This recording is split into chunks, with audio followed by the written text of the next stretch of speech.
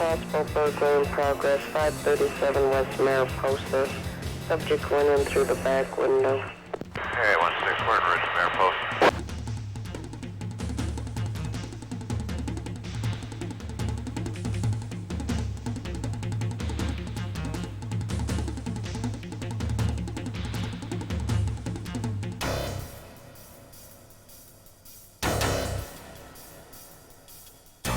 Units be advised, one distinctive feature of the subject's apparel is one of them's wearing a gray sweater with a black striping around the end of the sleeve and the collar.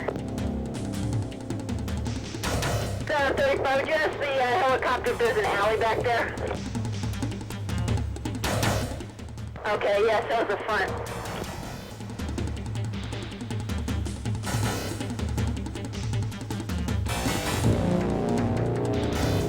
We're making a lot of catches out there. We've also done a couple rescues with the NOTAR, and we're learning the capabilities of it and some of the changes in the rescue program that we're going to have to make to adjust for the new ship.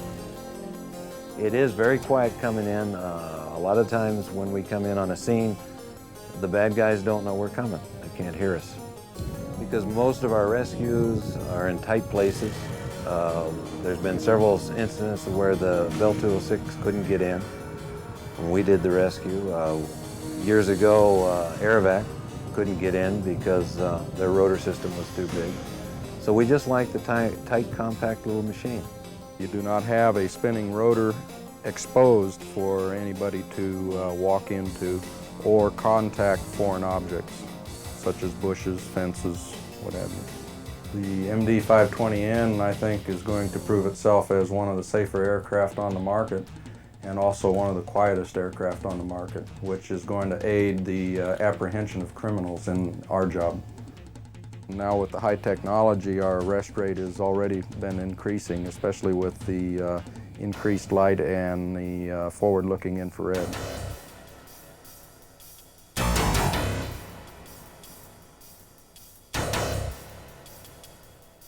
We're not as concerned now with the tail rotor, and we don't have to be worried about somebody coming up behind us. Being one of the first to be flying the 520Ns, being involved with the new technology, that's exciting in itself. If you would have asked me when we first started flying them, I would have given you some things that probably weren't positive, but the more I fly them, the more I'm getting to like them a lot better. It's a quieter helicopter for our use, much quieter. People on the ground say it's unbelievable. They don't know we're there until we're overhead, which is good for us and the citizens of Phoenix. There was a couple times when I first started learning to fly the 520N that I saying, I'll take the D back, but not anymore.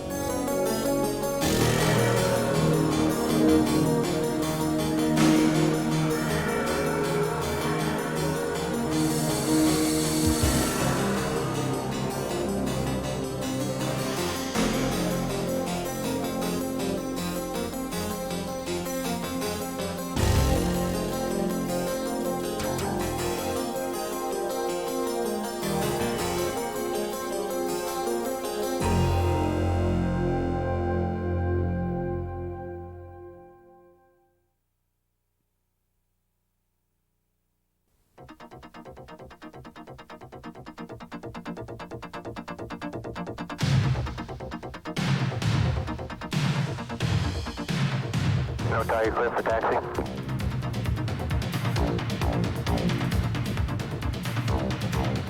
Typically, a helicopter pilot's a slave to where the wind's from, but in the case of NOTAR, he really doesn't have to worry about where the wind's from because the workload is the same with the wind on the nose as it is the wind on the tail, or say crosswind from either direction. These demonstration maneuvers we do today will show that insensitivity to the wind and also show that even at very extreme yaw rates and translation rates, the aircraft remains very easy to control for the pilot, or in other words, very low workload. The first maneuver we do here will be a yaw turn of 360 degrees to the left and right. And in fact, it's very easy to control the position, very easy to start and stop the turn. These yaw turns will peak at 100 to 120 degrees per second. First one will be left. Here's a full left pedal input. Here's the peak yaw rate and a full right pedal input to stop the turn. Now we'll look at one to the right. Here's a full right pedal input. and a full left pedal input, and it's very easy to stabilize the heading again, and the pilot doesn't have to work very hard. Here's some right pedal inputs and stopping them after 90 degrees of turn. This demonstrates for the operational pilot how easy it is to start and stop the heading even using very high yaw rates. Now we're going to start some rearward flight to simulate a downwind condition. We'll take this out to about 40 knots, and again, this would be the equivalent of hovering downwind in about a 40-knot wind, and NOTAR is very easy to control in that condition. Now I'm going to do a rearward quick stop, and we'll get going the other direction. We're going to accelerate to about 60 or 70 knots here and pull the nose up to near 90 degrees. Once we get the nose up to about a 90-degree position, we'll put in a left pedal input and yaw around to the left and head down and back the other direction. Here's the nose up condition. Here's about 90 degrees and left pedal input around and nose down. Now we'll accelerate back out to about 60 or 70 knots. And now at the other end, we're going to do the same maneuver, only to the right. We'll pull to the nose up to near 90 degrees nose up and make a full right pedal input and yaw and point the nose down. For a helicopter pilot, the left pedal input is really the more difficult one, but NOTAR is easily controlled even in these extreme attitudes. Now we're going to pull up to high nose-up attitude and near a 90-degree bank angle and yaw in the direction of turn or do a skewed turn to demonstrate that NOTAR is easy to control even with very large yaw rates and bank angles. The thing about that maneuver is that's where a conventional tail rotor would go into a stalled condition and be very difficult to control. Now here's a turn in the opposite direction. High bank angle to the right and a high yaw rate to the right.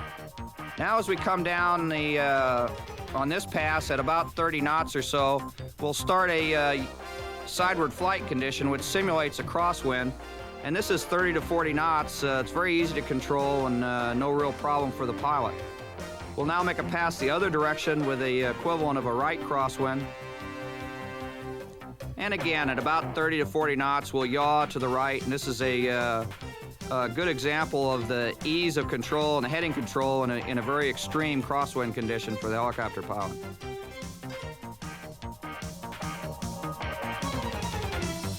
We'll do another rearward quick stop, and on this pass, we'll do a high yaw rate turn maneuver while we're translating over the ground at that 30 or 40 knots. It's a very difficult maneuver for a conventional helicopter. In fact, in NOTAR, it's fairly easy. Here's the turn starting, and again, we're translating at about 30 to 40 knots, and the yaw rate here will be peaking at around 100 degrees per second.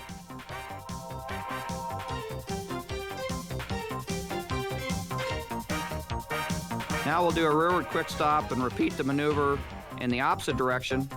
This will be left turns at that same speed. This is a very extreme maneuver for a helicopter with a conventional tail rotor. In fact, the tail rotor sometimes stalls during this maneuver.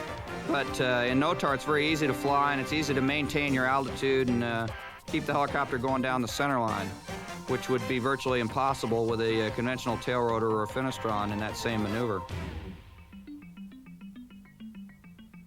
Now we're going to accelerate back down the runway at the same speed and do some 180-degree turns to show the capability to change direction rapidly and stop it, because it's a very controllable condition when we move down the runway in order to yaw in and out of the wind, which again is a difficult maneuver with a conventional tail rotor.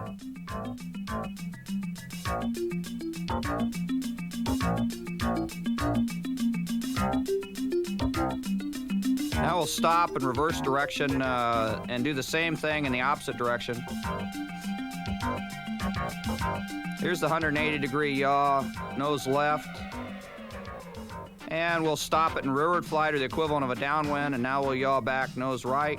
Now we'll do a nose right yaw into rearward flight or a downwind condition. And now we'll yaw back into the wind. And you can see it's very easy to control the heading precisely, even though these are very high rate maneuvers at this 30 to 40 knot airspeed.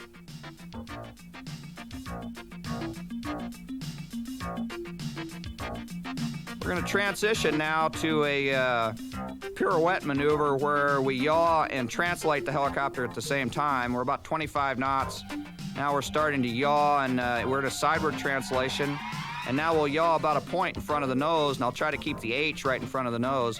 It's a difficult coordination maneuver in a typical helicopter, but you can see once I establish the yaw rate in the translation, it's very easy to keep the nose on the point. Now we're going to land, and I'm going to set the pedals at a typical hover pedal position in order to demonstrate Notar's lack of requirement for pedal inputs with large power changes. I've got about a 1-inch of left pedal here, and the first thing we'll do is pick it up into an in-ground effect or IG hover without making a pedal input. And there's no directional control augmentation on this helicopter, so as long as the pedals aren't moving, there's no input to the directional axis. Okay, here we are picking it up off the ground, first into a low hover, and there's no wind today, so the aircraft may weather vane a little bit. That's all we've got here is a weather vane, and it'll yaw a small amount as I make the power changes, but you'll see that that pedal position is good essentially no matter where I put the power in this hover condition. Now we'll increase power to max torque, or the red line, in a vertical climb, and you'll see that even with that large power change, once the heading settles down, that pedal position is good for this new power. Now we're going to establish a high hover or an out-of-ground effect hover at a different power setting than we had at a low hover. And you can see, even with the power changes, the heading does not change very much. Now we're going to translate to the right and accelerate out to about 50 or 60 knots. You can see as we begin to accelerate, the helicopter yaws in the direction of travel. And now we'll do a quick stop where the power goes to the minimum. Right here we've got the power on the bottom, and I'm rapidly transitioning back into a hover again. And I have to pull power rapidly back in right here to establish an OG hover again.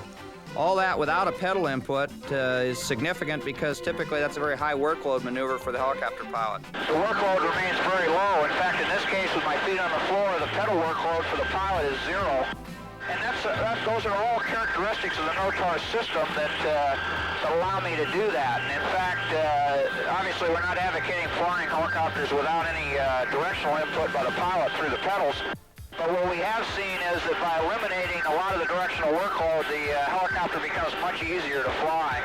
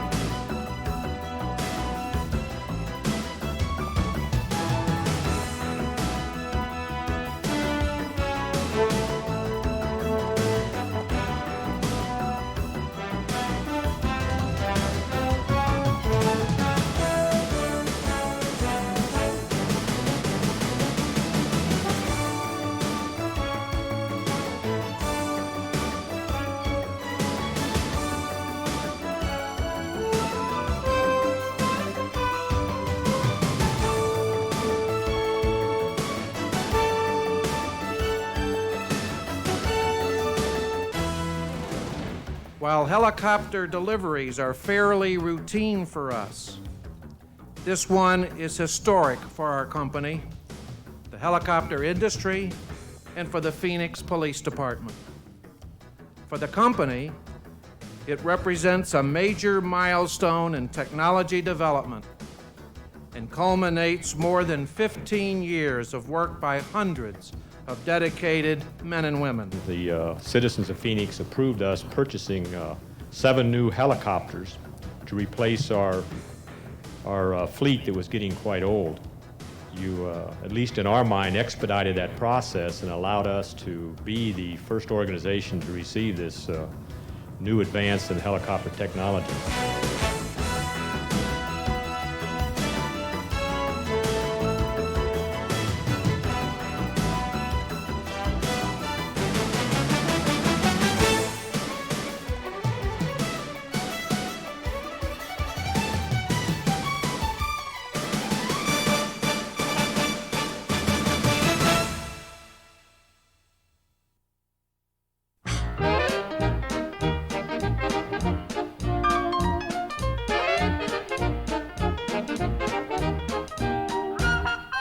Since he learned to fly, man has continually sought to improve upon the technology that first freed him from the yoke of gravity. In vertical flight, such improvements have included the turbine engine and the use of lighter composite materials in manufacturing. Now comes another, destined to reshape the future of rotorcraft.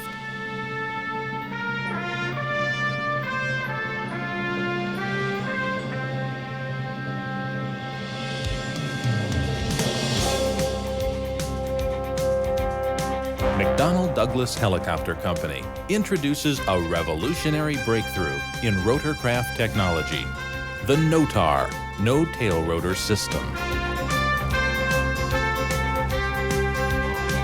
The tail rotor, which provides anti-torque thrust and directional control, has been a familiar feature on most helicopters since they first took flight. But the tail rotor also poses a hazard to air crews and those on the ground. What's more, it's noisy and adds to the pilot's workload. By replacing the tail rotor with the NOTAR system, such hazards and pilot workload are greatly reduced. Pilot workload drops because, unlike a conventional helicopter, it takes the same amount of effort to hover a NOTAR system-equipped helicopter downwind as upwind. The technology that makes all this happen is deceptively simple. It consists of an enclosed fan driven by the main transmission, a circulation-controlled tail boom, a direct jet thruster, and vertical stabilators.